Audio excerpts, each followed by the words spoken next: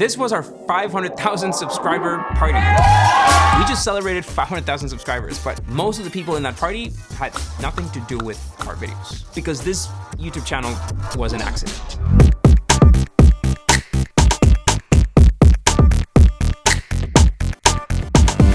So today I want to tell you a bit about how this journey has been for me, which I know is a really weird video. You're usually here for the documentary or for the research, not to hear my opinion or to hear our own story. So before anything else, I want this video to be useful. I'm gonna share our actual expenses since we started growing the channel. I'm gonna show you our own YouTube studio numbers and drop the occasional tip if, as a founder, you figured that you need a YouTube presence or a video presence. But if you let me, I also want to reflect on how we got here and tell you a bit more about where the channel is headed over the next few months. So please don't quit on me now because that'll really f up our retention metrics. Two things happened recently that really got me thinking about this. First, Tom Scott quit YouTube, and I've been watching Tom Scott videos since I was in college. I finished college really recently, but before imagining that I'd be the host of my own YouTube channel. And a lot of YouTubers had a lot to say in the comments, in their own videos, and I just genuinely didn't know if what I had to say about it was worth a video in our channel, and if that's a video that you guys would watch.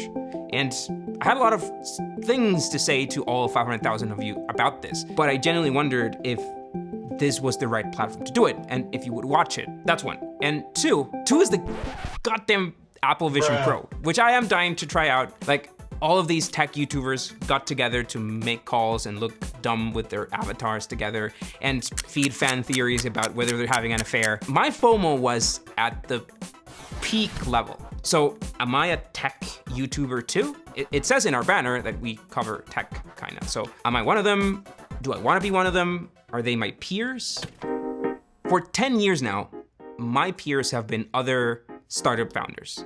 We didn't start this YouTube channel because I wanted to be a YouTuber. We started it as a marketing stunt for this company that I started and to get people to sign up to our product. Hello, my name is Caya and I'm the CEO here at Slidebean. By the way, a lot of people in the comments still think that I'm Slidebean, like it's some sort of nickname. No, I'm Caya, which is really short for my last name, which is Cayaso, but people have been calling me this since I was a kid. Now, if you Google Caya, you'll find that I share the name with a diaphragm, which is weird. If you Google Cayaso, you'll probably find my dad and his goal at the World Cup, but I'm working on outranking him. But very much by accident, we've fallen in love with this capacity that we have now to write a story, to find clever ways of explaining things, to putting them on film or video, and getting millions of people to watch, and then the dopamine hit of reading your comments. And so the question was, do we care more about the sales that we drive, or do we care more about making really cool videos about the topics that we love? And that's a problem. This is the revenue that we made on YouTube last year, 2023, which, looks like a lot of money, but it isn't. It doesn't pay for a YouTube operation. This is the revenue that we made lifetime. So you see here, this is like pandemic time. So people locked at home, they would watch more of our videos. But this doesn't pay our bills. That's kind of the point. We only got to fly to India or Austin or El Salvador or Iceland because those videos are funded as a marketing campaign for Slidebean. By the way, the first time we ever got a sponsor offer, we just didn't know what to do, because can we still promote Slidebean and have a sponsor on the video? Like, that was a confusing decision for us. In the end, we took the first one as an experiment. And what we figured is, well, if the sponsor helps pay the bills, if the sponsor helps make better videos and buy gear and use that money for that, then maybe it's worth it. Speaking of which, let's talk a bit about expenses. So this whole entire section of the office, this used to be the dev team's office. We used to call it the dungeon because it's kind of isolated from the rest of the office and it's quiet, so it was a great place to focus. And all we allowed ourselves to do for YouTube was to take over this meeting room. So this used to be the pink green room, that's how we called it. There used to be a couch here. So we got all the furniture out, and this was our first set. Like, this was a set for everything. We have a green screen here. Space was really tight, because if you stand too close to a green screen, then you get green on your skin and it doesn't work. And it's funny because now it's become like the storage room. Now it's just the storage room, but this used to be the entire set of YouTube. And then on equipment, we used this old Nikon D500 camera, which was loud and it made this clicking noise when it focused. So we had to kind of cut that. So we started buying Amazon mics, like $20 Amazon microphones, which also weren't great. And you can notice how bad the audio was. Hi everyone, my name is Caya and I'm the CEO here at Slidebean. If you want a tip on this, I don't think that you need a lot of expensive gear to make videos these days. I think iPhone cameras are really great. You should spend a little bit of money on a mic, especially if you're not good at kind of editing or fixing audio. Like this Rode mic that we use for this camera is so great.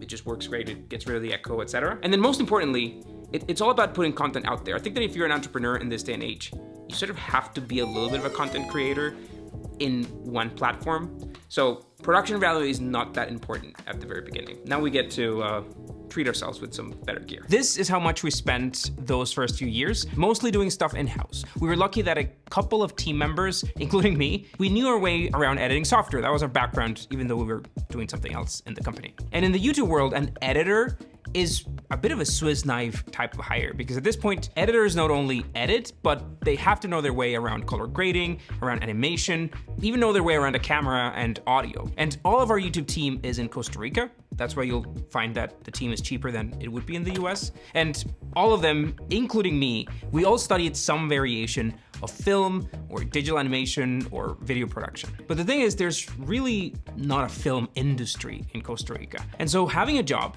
that lets us tell these creative stories that millions of people watch, that's pretty darn close to what we chose our careers to be. But YouTube is a world of its own, and we sucked for a long time. If you're not ashamed of the first video you ever make, you've probably started too late. And at the beginning, it's more about getting stuff out there and practicing and seeing how people react to you and your YouTube persona. We tried to copy Scott Galloway's style for a little bit. Hi there, my name is Caya. And that sucked. We tried a startup sitcom, which also didn't work. The bathroom is too close to the desks at the office. Until we finally found our hit, the Startups 101 series. In this video, we'll look into traction requirements, pitch decks, some alternative funding sources, and how to find investors. I'm embarrassed to see any of those videos now, but they still work. So much so that our competition actually advertises on the keywords for those videos. The 101 videos that we made, the format worked, I think, because it wasn't salesy, because it was useful. And I think that rarely a venture-backed startup founder has the time to sit down and make videos explaining this stuff to other startup founders. But for us, that time animating boxes was perfect. It lined perfectly with what our company does. But then we started the Company Forensics series. This is a new series we call Startup Forensics. WeWork was coincidentally our first video, and this was a couple of months before the pandemic.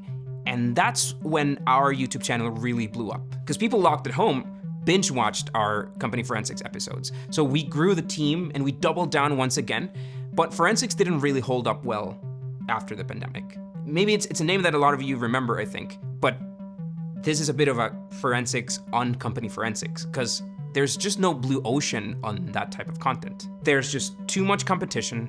And then this format of B-roll with narration, it wasn't different enough from Company Man or from Cold Fusion. Great channels. Now you have even a lot of channels that are using AI to make videos like that. So it's not different enough. It's not special enough to get you to watch, especially when you can leave your house now after the pandemic. So we started coming up with new series. We have Millennials Decoded now, and of course, our very favorite Tech Nomad. I mean, obviously the Tech Nomad videos are my favorite to make. I get to travel and I get to expense it off the company, but they're so risky.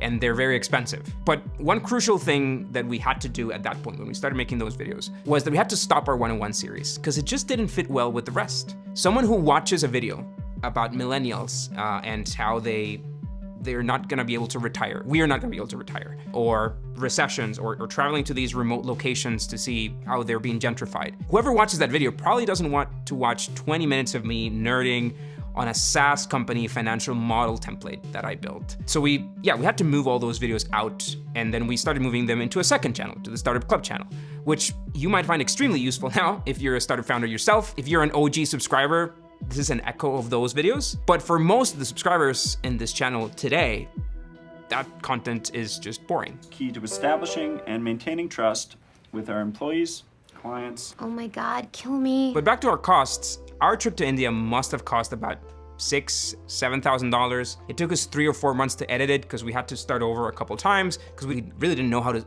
edit such a long story with so much footage. There was no sponsor on that video, so we're nowhere near breaking even on how much it cost us to make. But we could justify this cost because of the awareness that it brings to the Slidebean brand and the other things that we sell. And so we've done gear upgrades as our budget allows. We still shoot on photo cameras. We don't use any red fancy stuff. We have this teleprompter that I pretend that I'm not reading. We have lights and a much better audio setup. And I'm gonna link the products that we use in the description if any of you find it useful. But again, you can start with a much simpler setup. Our team today is 3 editors, animators / cinematographers. They sort of do a bit of everything. We have 1 producer that manages the team and speaks to our sponsors. And we have 1 freelance animator who helps with the heavy lifting on the videos that have a lot of animation work and explainers. And with that, we can produce 3 or 4 videos every month, which with some simple math, you can guess how much a video actually costs us to make. Oh, and we have a freelance researcher who puts together a brief, which we then use to write the script, which reveals, by the way, a fatal flaw in everything that I've just told you, which is that I am a huge bottleneck in our workflow. So my goal as an entrepreneur was tech startups, companies that scale thanks to software and that grow exponentially fast. And that's not easy on YouTube. How can this grow exponentially if I'm a bottleneck here? Not to mention the fact that I still have to split my time with the business or money-making side of the company.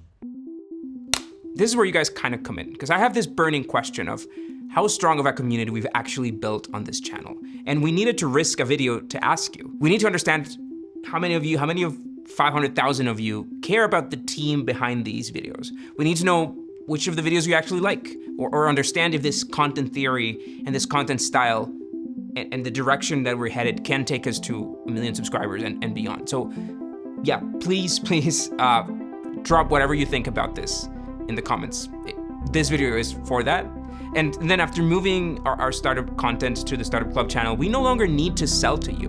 This channel is now very much about telling the stories that we care about the impact of tech and startups in society. That's the channel motto. And we've studied the algorithm, we've taken over half the office.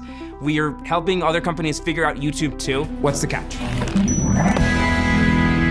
Am I a YouTuber now? Are we a YouTube company now, or a YouTube team? I certainly feel like that sometimes when I read your comments or when people recognize me on the subway in New York. Heck, I'm Costa Rican. I flew to India a couple years back and people recognized me on the street. We could organize a meetup where 100 people would show up. What?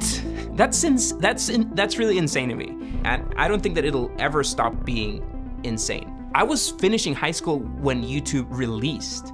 It was not a career option. Now my 10-year-old daughter wants to be a YouTuber, and who am I to say otherwise? For her, there's no more important celebrity, nobody else that she wants to meet in the entire world other than Mark Rober, who's a YouTuber. And yeah, I still think that maybe I don't get to call Mark or Marquez or Veritasium my peers, but if we drew a Venn diagram of what they do and what we do, there are intersections. So thanks for being with us since the beginning. And if you're not, thanks for being with us now. Thanks if you clicked this video, even if it's not our usual stuff. Thanks for watching through here and helping us with the metrics. And thanks for confusing the heck out of my brain and making me reconsider my career choices. Catch you on the next one. Oh, and if you haven't, you know what to do about the red button.